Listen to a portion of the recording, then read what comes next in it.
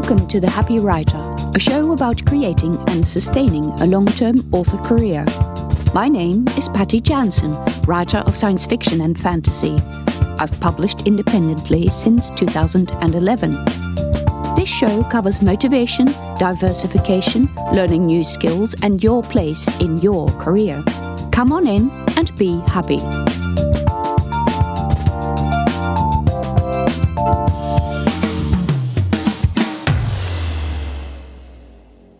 In episode number 60 of The Happy Writer, I'm going to be talking about book links.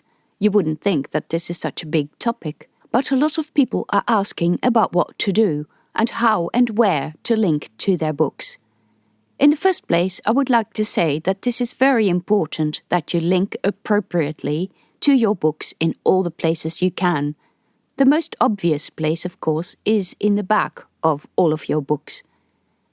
You know, you can have a list of your other published works in the back of your books, but we are going to run into one problem already, because if that list of all your books is beyond the very end of the text of the book, then Amazon will superimpose a pop-up over the top of your back matter, showing them where to buy suggested books, and yes, they usually do include the next in the series in their own store.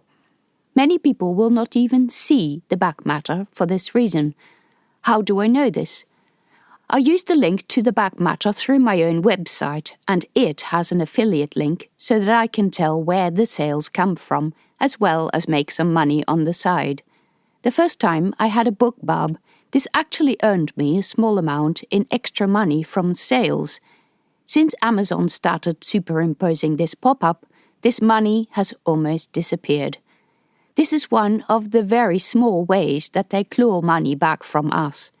So, you should link to other books in the back of your book, but it might not be the most effective place, or at least not as effective as it used to be. So where else can you link your books where there is a greater chance that people might actually see this link? Well, I have started linking to some of the books, including the audiobook if there is one, in the front of my books. And this is so that the live link will show up on the look-in side. People say, and that is true, that you can't have a live link to your website on Amazon or any other retailer page, and this is true, but links in your look-in side or sample are live. I get clicks from these all the time. I mainly link my free books there, but also the audiobook of the same title if there is one. Book links, of course, should also go on your website and in your newsletter. You could also include them on your links page on Instagram. Instagram allows you one link in your bio. You can easily make a page on your website that contains links to the places where you prefer to divert traffic. You could use the links on Twitter and other similar social media sites. This is not to say that you shouldn't link to your books in the back matter. There are people who click through to the list, even from Amazon, because they want to see what else you have to offer. And of course, there are other retailers and the books you give away as promotions on BookFunnel.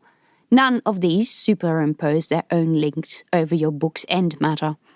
I guess this also illustrates how it is vitally important to have your back matter and book links in order, but how much it's even more important on your first books that you use to draw people into your catalogue. It is my approach to, as much as possible, draw people into my website. Ideally, I want them to buy the next book from me there. So, at the end of the book, I link to the next book on my website, and from there they can go on to the retailers. If the readers are customers at Amazon, or they read on any of the other retailers, they will know how to find your book, and the retailer in question will look after their links and send emails for the next volume, so I don't need to handhold them so much. Those retailers will be looking after their own readers on their own site. I prefer to entice the readers to buy on my own store because not only do I get more money, I also get to know who they are and I get to advertise the next book to them, just like Amazon or Kobo does. There is quite a bit of reader training going on with trying to get people to buy on your website. But it's really worth having a decent group of people who buy there, so that's where I direct them. The retailers usually take care of advertising themselves because they want to sell books too. I don't need to advertise books on their platform for them. Most retailers will object if your book contains a link to a rival retailer. This is not just Amazon, but I also know for a fact that Kobo and Apple do that as well. Possibly Google Play, but I haven't heard anything about that. So do you then make different versions for each book with a link to the next book in the series on the retailer for each of the major retailers? Some people do.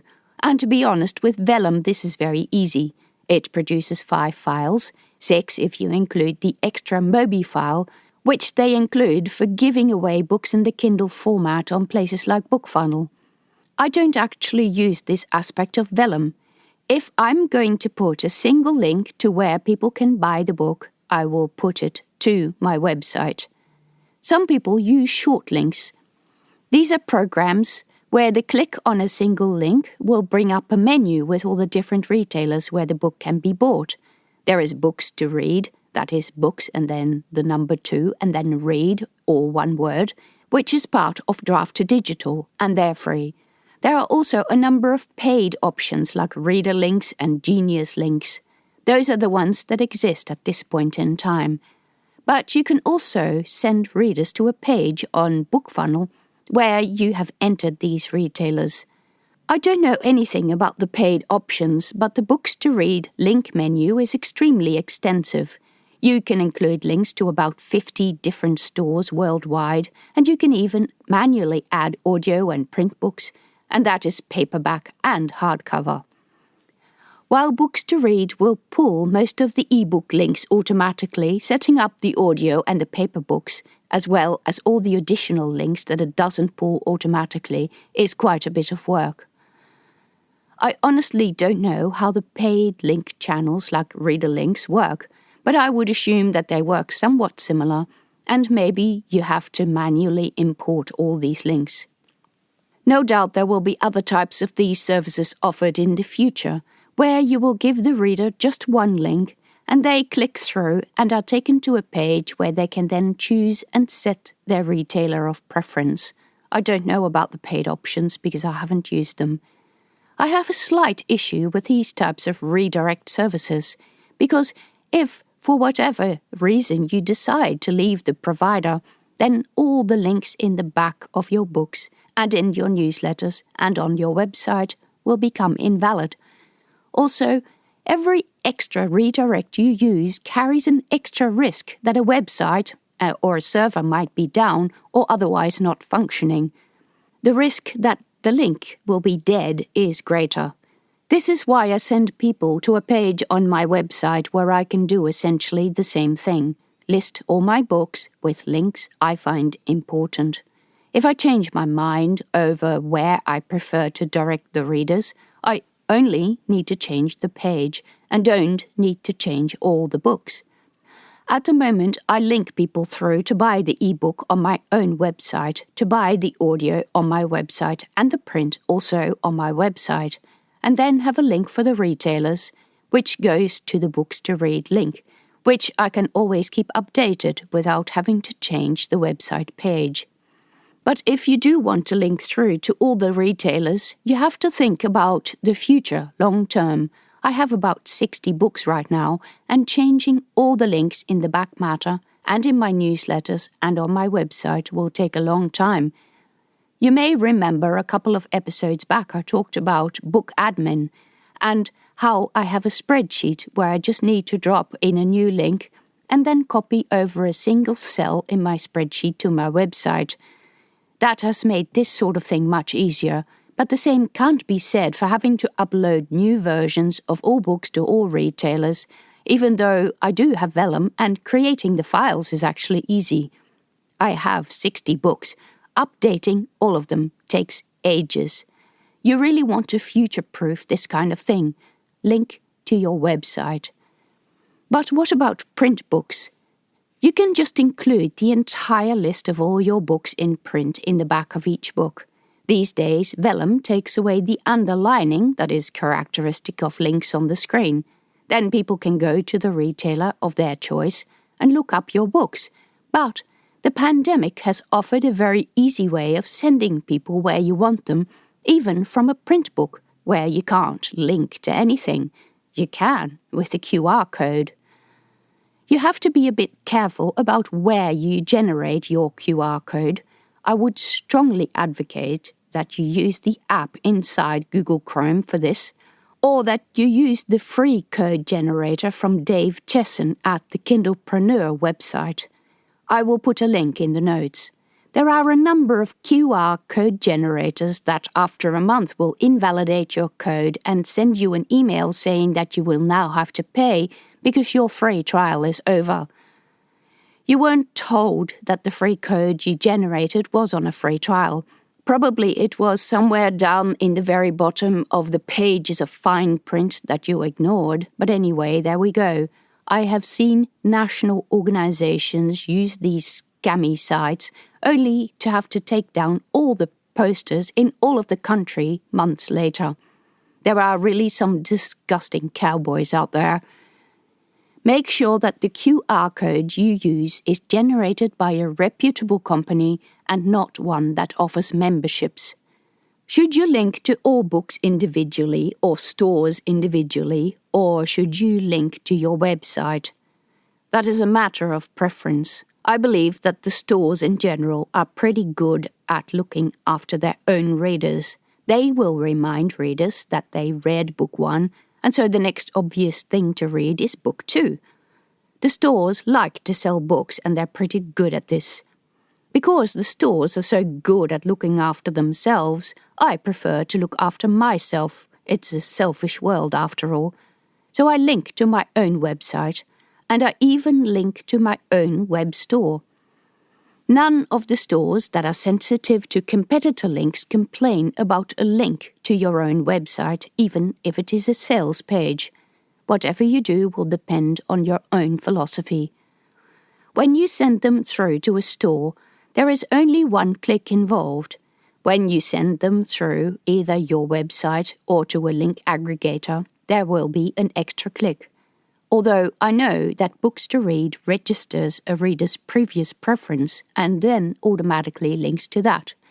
You might also prefer that the reader keeps reading for a while for the sample chapter of the next book.